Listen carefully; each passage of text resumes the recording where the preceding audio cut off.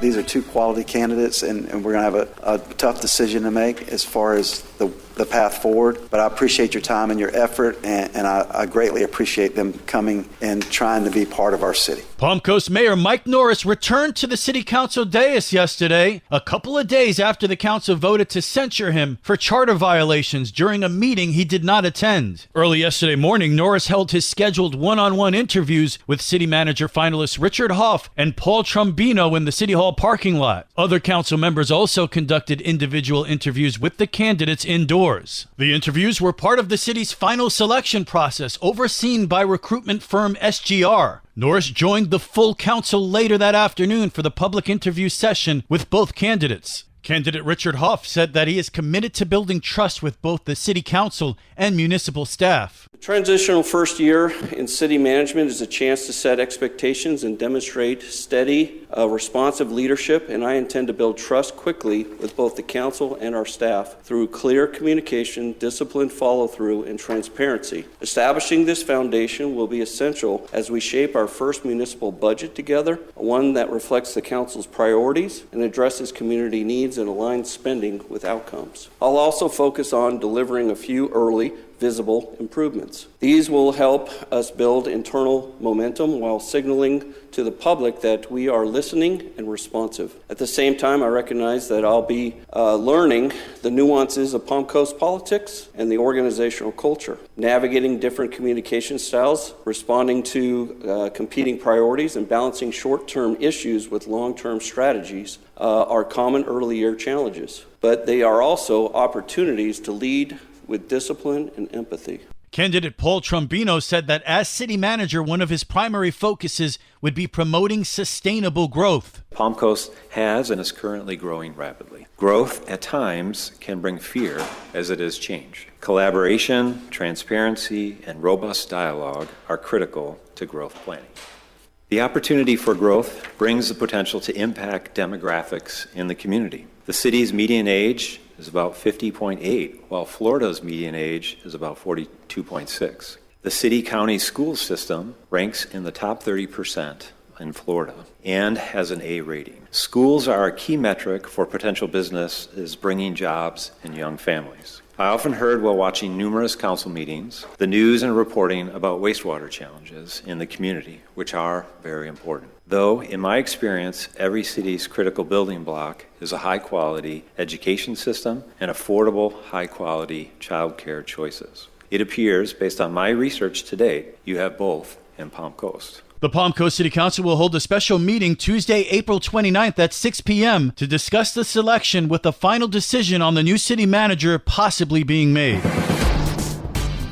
Good morning, Flagler County. I'm Rich Carroll. You're listening to Flagler's Morning News on Friday, April 25th.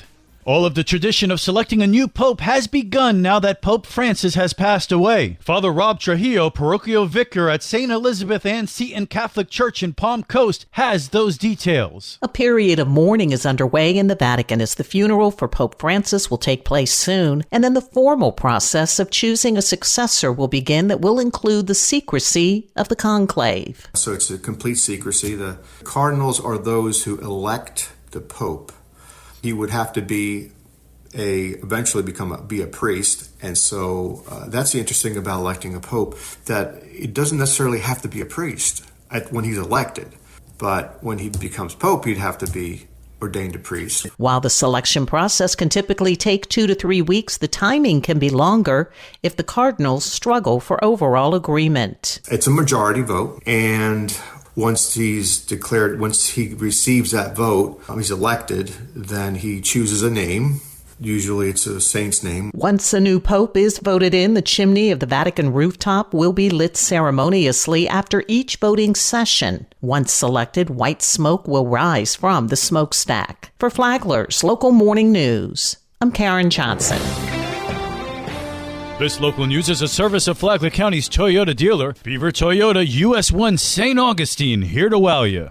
The weekend is here and there's plenty of family fun to be had in Flagler County. This is Stacy with Fun for Augie Kids. The City of Palm Coast Parks and Recreations Department is bringing families together tonight with their free Family Art Night program. Each session features a fun and simple art project designed for families to create together. Join the Friends of Washington Oaks Gardens for their annual Earth Day celebration, featuring live entertainment, delicious food vendors, unique arts and crafts, educational booths, and a dedicated kids section. Bring the family out for the annual Water Safe event. There will be a water rescue display and demo, hands-on CPR training demonstrations, a Vincent's Clubhouse Kids Zone, and guests can even meet some of their favorite underwater creatures. For more on these events and others, please visit us on our website at fun4augiekids.com. Have a great weekend.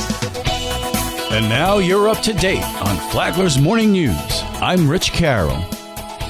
And now, Mike Licio with your WNZF local sports update. The FPC Bulldogs look to finish strong, facing 14-8 Beachside Wednesday night. 2 first-inning home runs led to the Barracudas taking a 3-0 lead early, but FPC rallied in the 5th, starting with a double by Skylar Ludovici. I was really excited that I got the hit, scored 2 runs, and put runs up on the board. The next batter, Sadie Shell, sacrificed Ashley Pigeon home, and Mackenzie West doubled in Ludovici to give the Bulldogs a 4-3 lead. Skylar pitched 3 scoreless innings to finish the game, giving the Bulldogs a 4-3 win. We definitely proved ourselves tonight. I think we've improved a lot. My team was doing amazing in the defense, and I'm really proud. Coach Brooklyn Jimison. I'm super proud of them. It was a great team win tonight. You know, it's been a long season. We've struggled a little bit, so it was really nice to see them come together and string some hits along, score 4 runs in that inning, and come out with a win for our seniors on our last home game. After a 1-10 start, the Bulldogs have 5 wins in April. Nobody likes losing, so it's been hard for everyone, but they still come out to practice every day, and they work hard, and as a coach, that's all I can ask for, so I'm super, super proud of them. She credits her 2025 graduates. They've been everything. You know, Sadie Shell tore her ACL this summer, worked her butt off in PT 3-4 times a week just to get out here, not just for her senior year, but for her team. Pigeon broke her wrist against Bruce, and she got her doctor to let her at least pitch.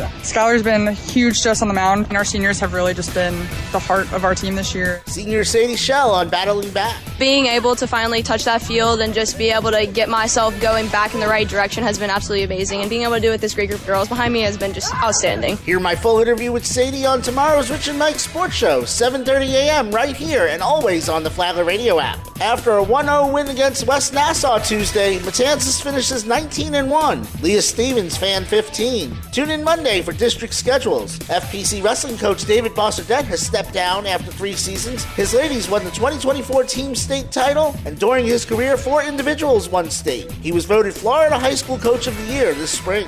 This is your home for local sports, with updates Mondays and Fridays. From the WNZF Sports Desk, I'm Mike Licio.